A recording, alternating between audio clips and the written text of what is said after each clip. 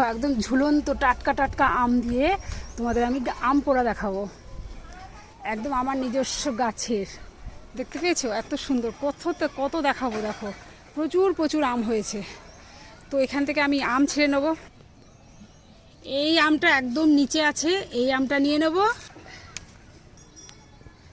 এই দেখো আরেকটা আম এই যে নিচে থেকে গেছে, এই আমটাকে ছিঁড়ে নেব।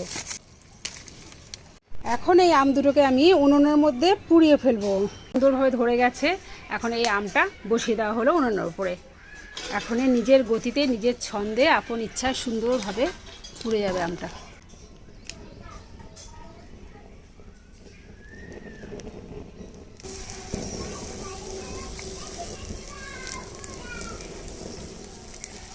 হয়ে গেছে আম পোড়া।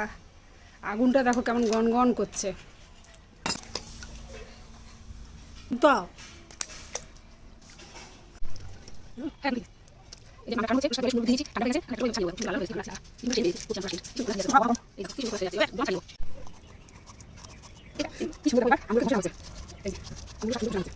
আম পেস্ট করা আমগুলো এর মধ্যে দিয়ে দিলাম।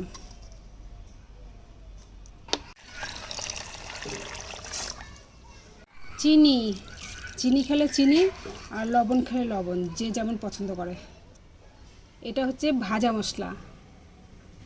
সে দিয়ে দিলাম বিট লবণ। কেউ যদি